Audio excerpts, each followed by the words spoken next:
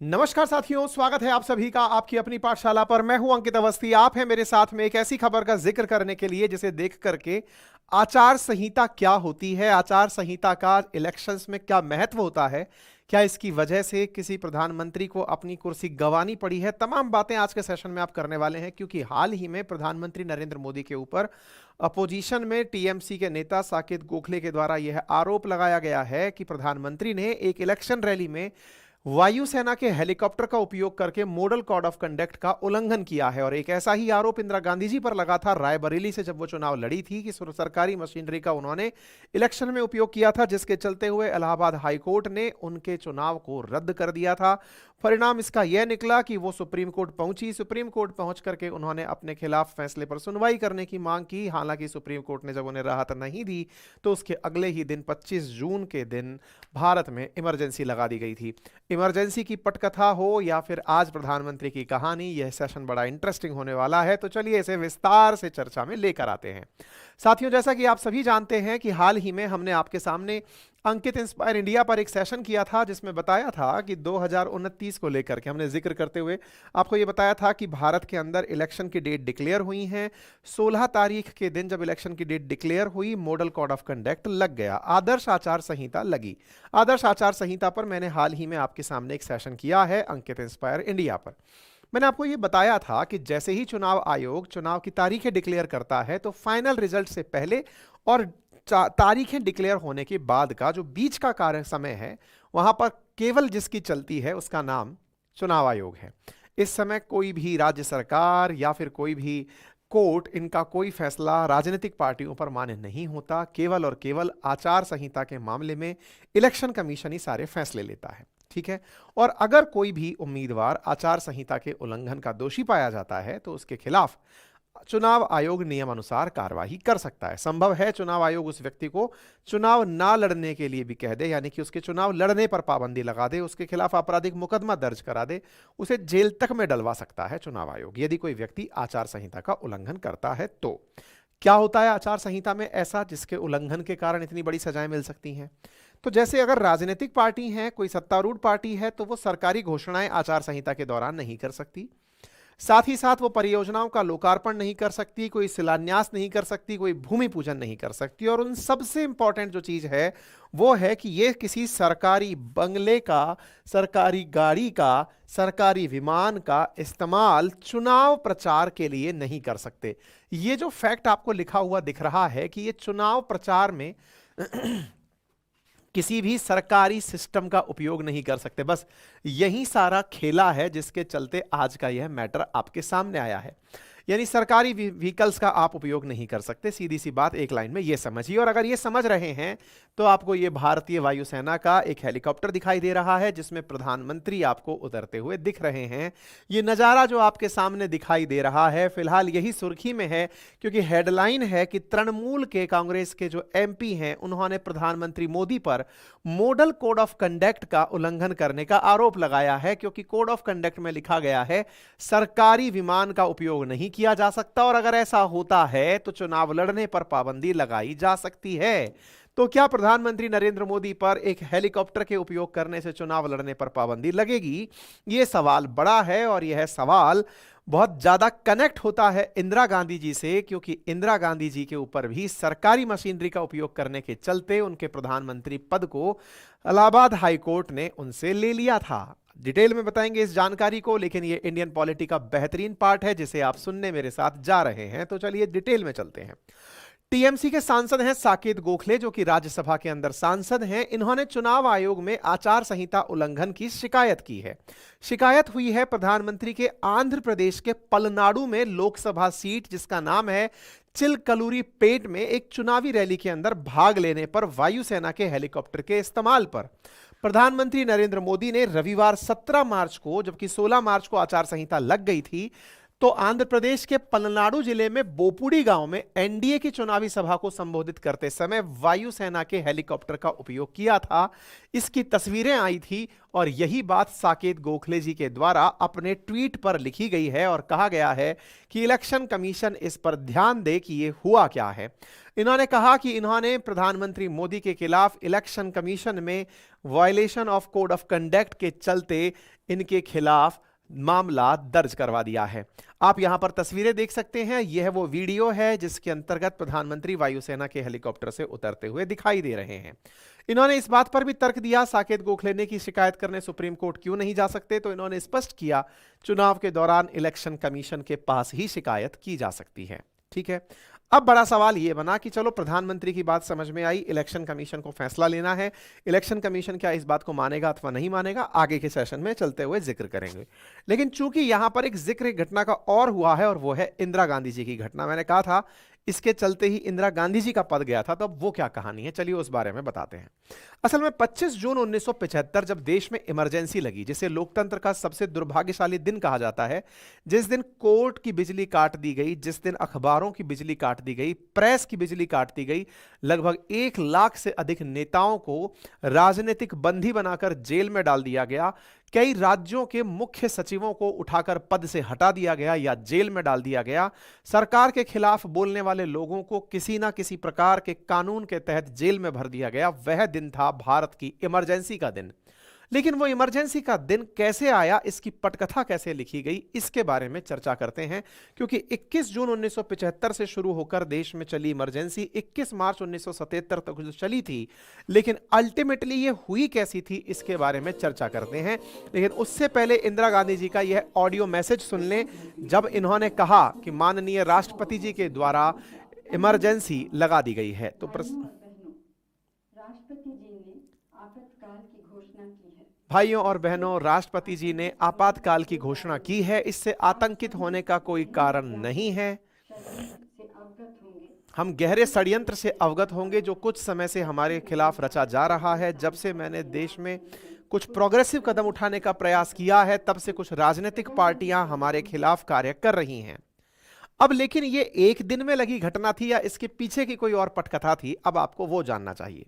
यानी कि दिन भले ही 25 जून का खास हो, लेकिन 25 जून से पहले जो कहानी लिखी गई वो 12 जून 1975 को थी।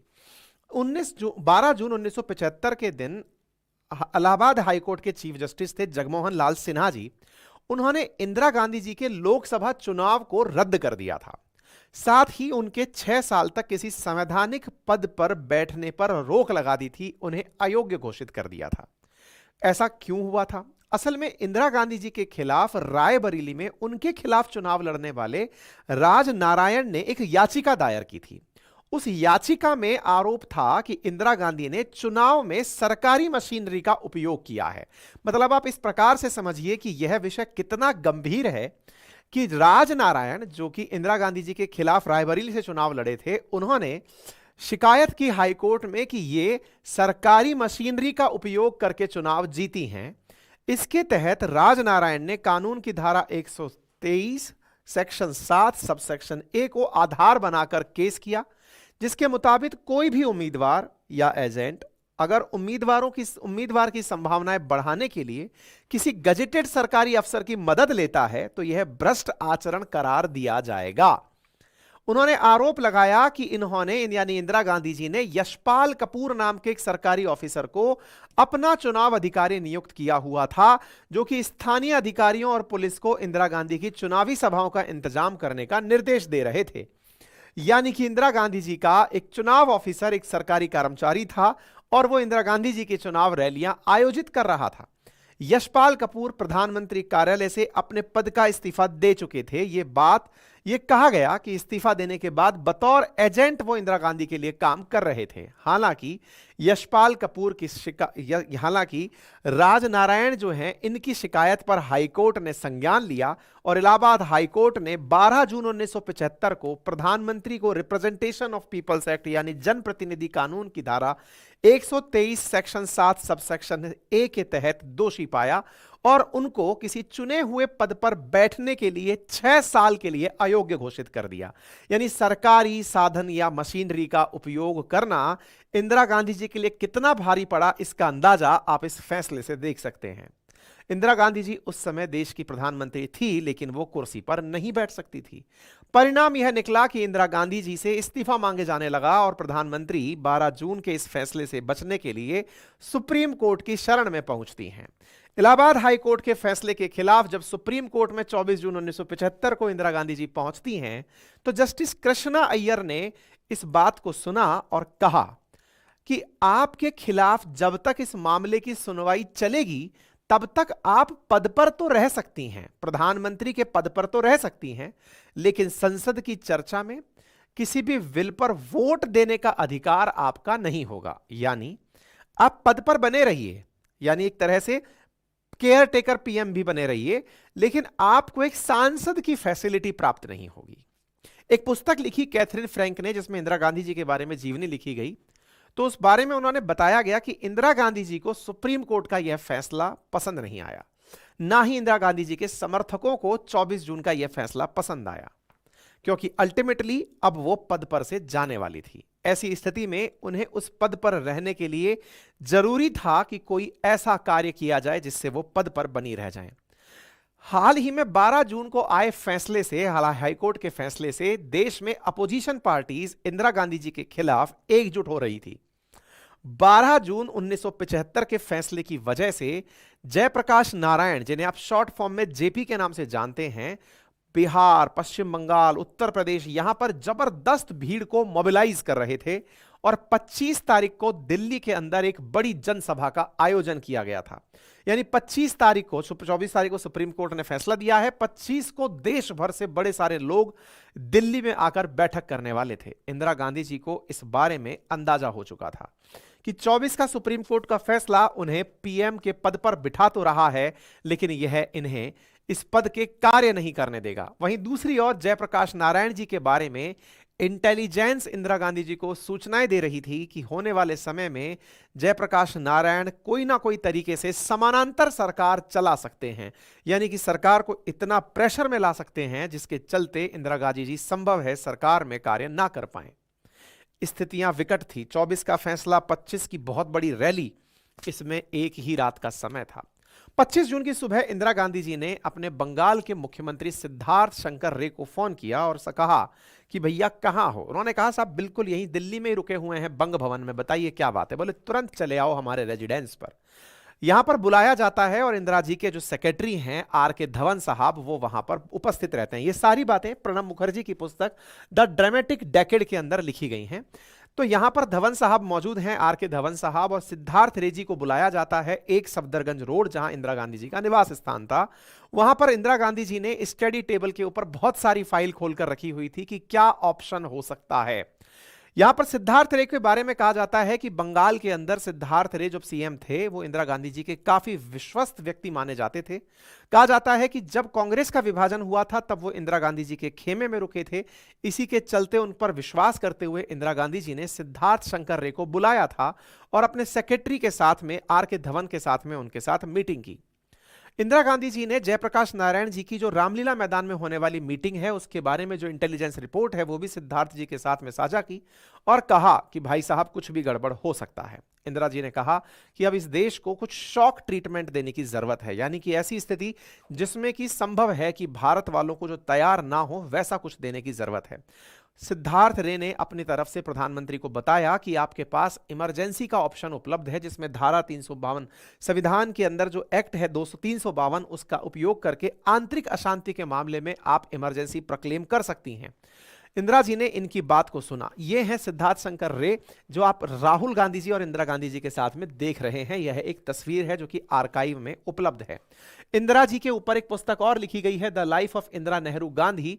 इसमें उनकी बहुत सारी बातें लिखी हैं, जिसमें एक चर्चा यह भी है कि इंदिरा जी जानती थी कि अमेरिका के प्रेसिडेंट जो रिचर्ड निक्सन हैं वो उनके खिलाफ काफी नकारात्मक व्यक्ति हैं, वो उनके बारे में बहुत बुरा सोचते हैं। ऐसी स्थिति में इंदिरा जी को यह शक था कि इंदिरा जी को हटाने के लिए CIA यानी अमेरिका की खुफिया एजेंसी उनकी सरकार को गिराने के लिए जयप्रकाश नारायण को फंडिंग दे रही है, ऐसा इंदिरा जी का मानना था। ऐसी उनके ऊपर लिखी एक किताब में जिसमें कैथरीन फ्रैंक ने इस बारे में अपनी बात जानकारी लिखते हुए कहा कि अमेरिका की खुफिया एजेंसी इंदिरा जी की सरकार गिराने के पीछे थी।